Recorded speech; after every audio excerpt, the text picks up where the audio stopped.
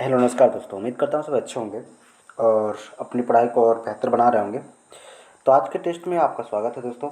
और चलते हैं आपके टेस्ट में कैसे इम्पोर्टेंट क्वेश्चन रखे गए हैं। और बहुत ही इम्पोर्टेंट क्वेश्चन है जो आपके एग्ज़ाम के पॉइंट ऑफ व्यू से बहुत ही इम्पोर्टेंट है।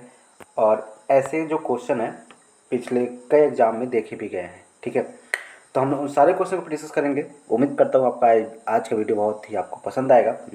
तो दोस्तों, अगर आपको ये वीडियो पसंद आता है तो इसको अपने दोस्तों के साथ शेयर जरूर कर दीजिएगा। ठीक है, तो चलते हैं अपने पहले क्वेश्चन की तरफ। देखते हैं पहला क्वेश्चन क्या कह रहा है। ठीक है, तो ये जो टेस्ट है दोस्तों, ये स्पेशली साइंस का होता है। इसमें हम मैथ, बायोलॉजी और केमिस्ट्री के सभी पाँच पाँच क्वेश्चन को डिस्कस करते हैं। और ये सिर्फ पाँच क्वेश्चन नहीं होते, इसके अलावा हम जो इसके जो फैक्ट देखते हैं, जो एक्स्ट्रा फैक्ट बनता है, सब क्वेश्चन को हम यहाँ पर डिस्कस करते हैं। तो उम्मीद करूँगा कि आपको इससे बहुत सारे नॉलेज मिले होंगे और आपके नॉलेज में थोड़ा सा इम्प्रूवमेंट भी हो रहा होगा। ठीक है, चलिए स्टार्ट करते हैं आज का क्वेश्चन। पहला क्वेश्चन देखें तो क्या है, एक बीकर में पानी पर बर्फ क्या हो रहा है, तैर रही है। जब बर्फ पूर्णतः पिघल जाएगा तो बीकर में पानी का तल क्या होगा दोस्तों। देखिए क्या होता है कि जब ये मतलब थोड़ा सा ही अपोजिट क्रिया होती है। जैसे अगर कोई भी द्रव है उसको जब आप ठोस में बदलेंगे तो होता क्या है कि उसका जो आयतन है, ठीक है, वह कम हो जाता है। लेकिन जो पानी है यही एकमात्र ऐसा पदार्थ है जिसको अगर आप ठोस में बदलेंगे, यानी ठोस बदलने का मतलब क्या है, जिसको आप क्या करेंगे, 1 सेकेंड दोस्तों, जिसको आप क्या करेंगे, अगर बर्फ बनाएंगे पानी को तो इसका आयतन क्या हो जाएगा, बढ़ जाएगा। बाकी अन्य किसी भी चीज़ का कोई भी द्रव है उसको आप जब ठोस में बनाएगा तो उसका आयतन क्या हो जाएगा, घट जाएगा। ठीक है, तो होता क्या है कि जब ये पिघलता है तो इसका आयतन क्या होता है, घटता है। क्योंकि आप देख सकते हैं, इसको प्रैक्टिकल कर सकते हैं कि अगर बर्फ़ है, अगर पिघलता है तो उसके पानी के लेवल में कोई भी डिफरेंस नहीं होगा। ठीक है, और यानी जो आपका राइट आंसर क्या हो जाएगा, उतना ही रहेगा, इसमें कोई आपका डिफरेंस नहीं होता। ऑप्शन नंबर डी क्या हो जाएगा, आपका राइट हो जाएगा। ठीक है, ना ही घटेगा ना ही बढ़ेगा, ये उतना ही रहेगा। तो उम्मीद करता हूँ ये आपको अच्छी तरह से समझ में आ गया होगा। चलिए आगे चलते हैं। अगले क्वेश्चन को देखेंगे आप तो क्या है, एक नदी जो है, एक नदी में चलता हुआ जहाज समुद्र में आता है, तब जहाज का स्तर क्या होता है। जैसे देखिए क्या हुआ, होता क्या है कि जब कोई जहाज होता है वो नदी से चलकर कहाँ, अचानक जब समुद्र में पहुँचता है, ठीक है, कहाँ पर, समुद्र पे, तो जो इसका तल है, जो नाव है, थोड़ा हल्का सा उठ जाता है। ऐसा होता है इसलिए कि जो नदी के जल का घनत्व होता है वो पानी के जल के घनत्व के से कम होता है। यानी नदी का जल, अगर आप कहें कि देखिए कोई वस्तु जो है, ठीक है, अगर पानी में तैर रही है तो उसका रीजन क्या है कि नीचे से भी एक उत्प्लावन बल लगता है। ठीक है, उसको प्लवन का सिद्धांत कहते हैं, जिसे आर्किमिडीज ने दिया था। ठीक है, तो प्लवन का सिद्धांत किसने किया था, आर्किमिडीज ने दिया था। इसने बताया कि जो वस्तुएं हैं ये किस प्रकार से तैरती हैं। तो अगर घनत्व अधिक है तो प्लवन बल क्या लगेगा, ज़्यादा लगेगा। अगर घनत्व कम है तो प्लवन बल क्या लगेगा, कम लगेगा। तो इसका सीधा सा आंसर है दोस्तों कि जो नदी का जल है वो क्या होता है कि उसका घनत्व क्या होता है, कम होता है, किससे, समुद्र के जल के घनत्व की अपेक्षा।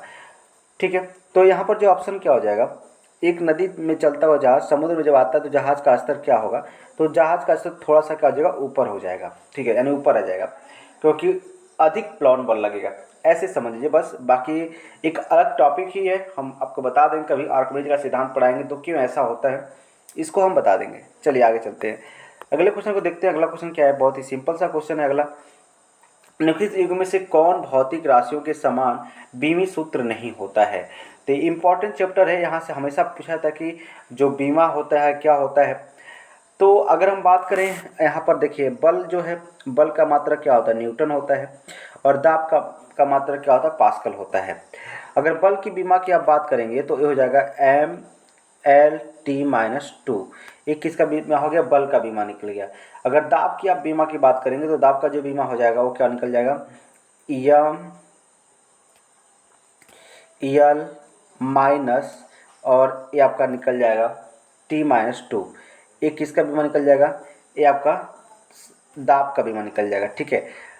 उसके बाद अगर बात करें यहाँ पर जो ऑप्शन राइट आंसर क्या हो जाएगा आपका, राइट आंसर इसमें जो है, जो आवेग होता है और जो संवेग होता है, इनकी जो दोनों बीमाएँ होती हैं वो क्या होती हैं, समान होते हैं, आवेग और संवेग का। और ये क्या होता है, ये होता है ML T-1। ये भी यही आवेग का बीमा होता है और ये भी क्या होता है, संवेग का बीमा होता है। आवेग की बात करेंगे तो इसका मतलब क्या होता है, इसका जो डिफिनेशन आप कैसे दे सकते हैं, आवेग होता क्या है। तो आवेग जो होता है कि वस्तु के द्रव्यमान और जो वेग का गुणनफल होता है, इसी को हम लोग क्या कहते हैं, आवेग कहते हैं। और आवेग जो होता है, और देखिए आवेग की बात करें, सॉरी संवेग कहेंगे, आवेग नहीं कहेंगे इसको। तो वस्तु के द्रव्यमान और वेग के गुणनफल को क्या कहेंगे, संवेग कहेंगे, ठीक है। भार क्या होता है, जब जो देखिए किसी वस्तु को जो पृथ्वी है जिस बल से अपनी तरफ खींचती है उसी वस्तु का क्या कहते हैं, भार कहते हैं। इसे आप याद रखेंगे। बाकी अगर बात करें कार्य के मात्रक को, कार्य का मात्रक क्या होता है, जूल होता है। ऊष्मा का मात्रक जो कैलोरी होता है, ऊर्जा का मात्रक भी क्या होता है, जूल होता है। ये चीज़ें आपको याद रखने हैं। और कार्य और ऊर्जा ये दोनों क्या हैं, अदिश राशियाँ हैं। आवेग और संवेग दोनों क्या हैं, सदिश राशियाँ हैं। यहाँ पर बल भी क्या है, सदिश राशि है। और दाब जो है, दाब ये भी क्या है, एक तरह से सदिश राशि है। दाब का मात्रक पास्कल होता है और बल का मात्रक क्या होता है, न्यूटन होता है। ये सारी चीज़ें आपको याद होना चाहिए, कभी भी यहाँ से क्वेश्चन बन सकता है, ठीक है। चलिए आगे चलते हैं, अगले क्वेश्चन को देखते हैं। अगला क्वेश्चन क्या है, साइक्लोट्रॉन किसको त्वरित करने के लिए प्रयुक्त किया जाता है। देखिए जो साइक्लोट्रॉन होता है, देखिए यह इसमें क्या होता है, दो डीज होते हैं, कि बहुत ही लंबा टॉपिक है साइक्लोट्रॉन। और इसमें जो हम आयन को क्या करते हैं, उच्च विभव तक त्वरित कराते हैं। यानी जो आयन होते हैं इसको हम उच्च विभव तक क्या करते हैं, त्वरित कराते हैं। और इसके सहायता से हम क्या करते हैं कि जो परमाणु नाभिक विखंडन कराते हैं, यानी आप कहें तो ऐसे करते हैं, परमाणु को तोड़ते हैं, यानी उच्च आयन द्वारा त्वरित करा के जब ये जो आयन होता है उच्च गति से त्वरित हो जाता है तो उसको हम, जैसे मान लीजिए इस क्या होता है, आयन कुछ इस तरह से घूमता है और ऐसे घूमते घूमते इस समय इसका वेग इतना अधिक हो जाता है कि अगर आप यहाँ से कोई वस्तु पे इसको टकराए तो उसको क्या करता है, तोड़ देता है। तो यह आप कह सकते हैं कि परमाणु के विखंडन में या नाभिकीय विखंडन, परमाणु के विखंडन में क्या कर सकते हैं, इसको हम सहायता कर सकते हैं, ठीक है, साइक्लोट्रॉन का। तो साइक्लोट्रॉन का काम क्या है भाई, तो यह आयन को उच्च विभव तक क्या करता है, उच्च वेग तक क्या करता है, त्वरित कराता है, ठीक है। तो ये काम होता है साइक्लोट्रॉन का, ठीक है। इसमें दो डीज होते हैं और इसमें चुंबकीय क्षेत्र और विद्युत क्षेत्र दोनों लगाए जाते हैं, ठीक है। तो एक लंबा टॉपिक है। और आपको पता है आयन जो होता है, जैसे देखिए धन दो तरह के होते हैं, एक धन आयन होते हैं और एक ऋण आयन। धन आयन क्या होता है, जब कोई परमाणु जो है इलेक्ट्रॉन को त्यागता है उसे धन आयन कहते हैं, और जब कोई परमाणु इलेक्ट्रॉन को ग्रहण करता है उसको क्या बोलते हैं, ऋण आयन बोलते हैं। प्रोटॉन की आप बात करेंगे तो प्रोटॉन जो होता है इस पर आवेश कितना होता है, 1.6 × 10⁻⁻19 कूलम्ब आवेश होता है। प्रोटॉन की खोज किसने किया था, तो रदरफोर्ड ने किया था, इसको भी आप याद रखेंगे, ठीक है।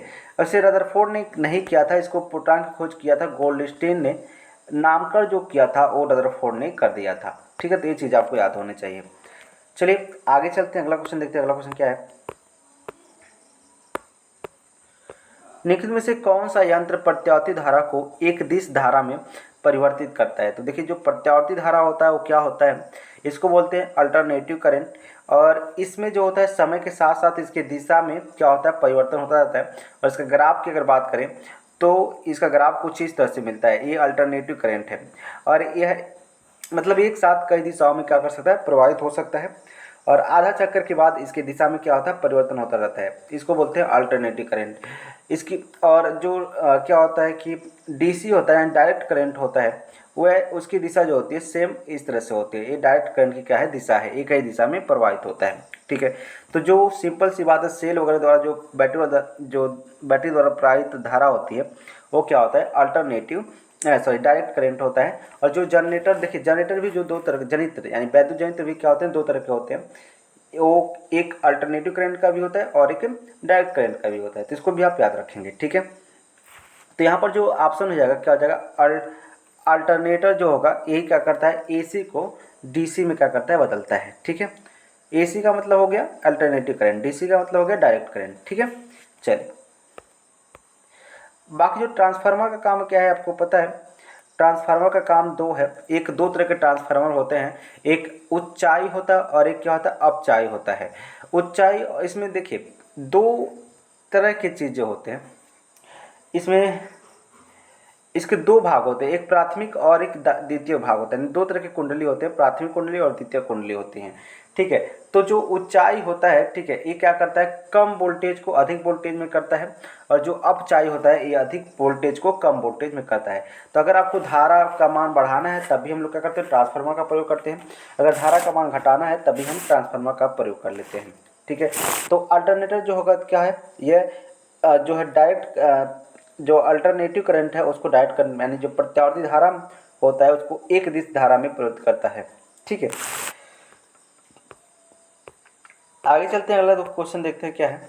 सिंपल सा क्वेश्चन है, हाइड्रोजन को वायु में जलाने पर क्या प्राप्त होता है। देखिए हाइड्रोजन को जब वायु में जलाएंगे तो आपको पता है, जब हाइड्रोजन को वायु में जलाएंगे तो क्या बन जाएगा, H2O बन जाएगा। क्या बन जाएगा, H2O, यानी जल क्या हो जाएगा आपका बन जाएगा। ठीक है, हाइड्रोजन को जब वायु में जलाएंगे तो क्या बन जाएगा, जल बन जाएगा। बात करेंगे हाइड्रोजन क्लोराइड की, तो HCl जो होता है यह एक प्रबल अम्ल होता है। ठीक है, तो इसको भी आप याद रखें, इसको हाइड्रोक्लोरिक अम्ल कहते हैं। हमारे पेट में इसी अम्ल जो होता है ना, हाइड्रोक्लोरिक अम्ल का ही क्या होता है, स्राव होता है। ठीक है, तो क्वेश्चन बन सकता है कि पेट में जो हाइड्रोक्लोरिक अम्ल है ना, पाचन में क्या करता है, मदद करता है। इसे भी आप याद रखेंगे। चलिए आगे चलते हैं, अगला क्वेश्चन देखते हैं क्या है। यहाँ पर देखें तो प्रकाश रासायनिक धूम है यहाँ पर, है ना। रासायनिक धूम कोहरे बनने के लिए समय निम्न में से कौन सा गैस उत्पन्न होता है। देखिए जब कोहरा बनता है तो उस समय जो गैस उत्पन्न होता है वो नाइट्रोजन ऑक्साइड होता है। देखिए नाइट्रोजन ऑक्साइड, और एक होता है नाइट्रस ऑक्साइड यानी N2O, इसी को हम क्या बोलते हैं, हास गैस बोलते हैं। बात करेंगे ओजोन गैस की, तो इसमें ऑक्सीजन के 3 परमाणु होते हैं और एक क्या होता है, ओजोन गैस कहलाता है। ठीक है, इसी से जो ओजोन लेयर पाया जाता है समताप मंडल और आयन मंडल के बीच में, यानी ओजोन लेयर का जो 80% भाग होता है वो समताप मंडल में होता है, बाकी जो 20% भाग होता है वो क्या होता है, आयन मंडल में होता है। अगर बात करेंगे यहाँ पर कि ओजोन जो परत है इसका काम क्या होता है, आपको पता है कि जो सूर्य की परावैंगनिक किरणें होती हैं इनसे क्या करता है, हमारी रक्षा करता है। ठीक है, तो इसको भी याद रखेंगे। हाइड्रोजन आपको पता ही है, इसे आवारा तत्व की संज्ञा दी गई है और आवर्त सारणी में इसका कोई निश्चित स्थान नहीं होता है। ठीक है, क्योंकि इसके बाह्य कोश में, यानी जो इसका अंत पहला कोश है उसी वही क्या है, इसका बाह्य कोश है, यानी सिर्फ इसमें एक इलेक्ट्रॉन रहते हैं। तो ये दो काम कर सकता है। देखिए कोई भी पदार्थ है वो अस्थायित्व प्राप्त करना चाहता है, इसके लिए वह चाहता है कि जो हमारा बाहरी कोश हो पूर्ण रूप से क्या हो, भरा हो। देखिए जो बाहरी कोश में इलेक्ट्रॉन होते हैं उसी के अनुसार डिफाइन होता है कि इसकी संयोजकता कितनी है और ये कितने परमाणु से संयोग करेगा। तो ये अगर एक इलेक्ट्रॉन दे देता है तो क्या धनायन बना लेगा, चाहेगा तो एक इलेक्ट्रॉन ले लेगा तभी इसका कोश का जगह भर जाएगा। तो कहने का मतलब क्या है कि इसको ये मतलब कहीं कहीं ये धातु का काम भी करता है और कहीं कहीं एक अधातु का काम भी करता है। तो इसलिए इसको हम आवारा तत्व की संज्ञा दिए हैं और यह आवर्त सारणी में इसका कोई निश्चित स्थान नहीं रखा गया है। तो उम्मीद करता हूँ ये चीज़ आपको अच्छी तरह से समझ में आ गया होगा। बात करेंगे अगर मीथेन की, तो मीथेन को हम क्या कहते हैं, मार्स गैस कहते हैं, क्योंकि ये दलदली स्थानों पर पाया जाता है जिसका संकेत क्या होता है, CH4 होता है। इसी को हम क्या कहते हैं, मार्स गैस कहते हैं। अगले क्वेश्चन की बात करेंगे आप, पौधों में नाइट्रोजन किस रूप में ग्रहण करते हैं। तो देखिए जो पौधे होते हैं नाइट्रोजन को सीधे वैसे नहीं ग्रहण करते हैं, यह नाइट्रेटस के रूप में क्या करते हैं, ग्रहण करते हैं। ठीक है, नाइट्रेटस के रूप में क्या करते हैं, पौधे जो है वो ग्रहण करते हैं। ठीक है, तो इसको आप याद रखेंगे। बात करेंगे अमोनिया की, तो इसका जो संकेत होता है NH4 होता है। ठीक है, अम्ल से क्या होता है, NH4 होता है। और नाइट्रिक अम्ल HNO3 इसका क्या होता है, सूत्र होता है नाइट्रिक अम्ल का। ठीक है, तो ये चीज़ें आपको याद रखने होंगे। नाइट्रिक अम्ल जो होता है एक प्रबल अम्ल होता है। यहाँ पर अगर अगला क्वेश्चन की बात करेंगे आप, तो भारी जल की खोज किसने की थी। तो यहाँ पर जो है भारी गैस जो गैस जल है दोस्तों, इसका जो संकेत क्या होता है, D2O होता है। क्या होता है, D2O। ये भारी गैस का क्या, भारी जल का क्या है, संकेत है। बात करेंगे भारी जल की खोज किसने की थी, रोन्टजन मतलब एच यूरे ने किया था, भारी जो जल का खोज किया था। देखिए भारी जल का एक बहुत ही महत्वपूर्ण भूमिका है दोस्तों। ये जो रेडियो एक मतलब क्या होता है, परमाणु रिएक्टर होता है, इसमें शीतलक के रूप में भारी जल का यूज किया जाता है। ठीक है, भारी जल का यूज कैसे किया जाता है, शीतलक के रूप में किसमें, रेडियो एक्टर कर रहे हैं, नाभिकीय रिएक्टर में किया जाता है। ठीक है, बात करेंगे रोन्टजन, इन्होंने क्या किया था, तो इन्होंने एक्स किरण की खोज की थी। किसने, रोन्टजन ने क्या किया था, एक्स किरण की खोज किया था। तो उम्मीद करता हूँ ये सारी चीज़ आपको अच्छी तरह समझ में आ रहे होंगे और इसमें आपको कोई भी डाउट नहीं होगा। चलिए आगे चलते हैं, अगले क्वेश्चन को देखते हैं। अगला क्वेश्चन क्या कर रहा है, हाइड्रोजन को वायु में जलाने पर प्राप्त क्या होता है। तो हमने पहले डिस्कस कर लिया है, अगर हाइड्रोजन को वायु में जलाएंगे तो आपको क्या मिल जाएगा, जल मिल जाएगा, H2O मिल जाएगा। ठीक है, H2O मिल जाएगा हाइड्रोजन को अगर जल में जलाते हैं। ठीक है, चलिए अगला क्वेश्चन, कोशिका में विभाजन में मदद करने वाला पादप हार्मोन क्या होता है। बात करेंगे दोस्तों, कोशिका की बात करें तो इसमें इसके विभाजन में जो पादप हार्मोन भाग लेता है उसे बोलते हैं जिबरेलिन। क्या बोलेंगे, जो ऑप्शन नंबर बी का जगह राइट हो जाएगा, जिबरेलिन का होगा कोशिका विभाजन में पादप हार्मोन। देखिए आपको पता है ना कि हमारा जो शरीर है इसका जो मूलभूत इकाई है वो क्या है, कोशिका ही है। यानी हमारा जो शरीर है वो कोशिका से ही बना हुआ है। अगर बात करेंगे कोशिका जो होगा, ठीक है, यह शरीर की मूलभूत इकाई होती है और इसके आधार पर जीवों को दो भागों में बांटा गया है, एक कोशिकीय जीव और एक क्या होगा, बहुकोशिकीय जीव। तो हम लोग जो हैं दोस्तों बहुकोशिकीय जीव हैं, यानी हमारे अंदर बहुत सारी कोशिकाएं होती हैं। ठीक है, देखिए कोशिका विभाजन का अर्थ ये हुआ कि जो कोशिकाएं होती हैं वो क्या होती है, जब बढ़ती हैं तो मतलब उनका क्या होता है, जब देखिए जब हमारा अंग, देखिए ऐसे समझिए, सबसे पहली बात अगर करें तो हमारे शरीर की छोटी इकाई क्या है, कोशिका है। जब बहुत सारी कोशिकाएं आपस में मिलती हैं तो क्या बन जाता है, ऊतक बनता है। और जब बहुत सारे ऊतक आपस में मिलेंगे तो क्या बन जाएगा, अंग बन जाएगा। और बहुत सारे अंग जब आपस में मिलेंगे तो क्या बन जाएगा, शरीर बन जाएगा। तो ये कुछ इस तरह से होता है, इसलिए कहा था कोशिका जो है शरीर की सबसे मूलभूत इकाई होती है। ठीक है, तो इसका राइट आंसर क्या हो जाएगा, बी हो जाएगा। ठीक है, तो उम्मीद करता हूँ ये सारी चीज़ आपको अच्छी तरह से समझ में आ गई।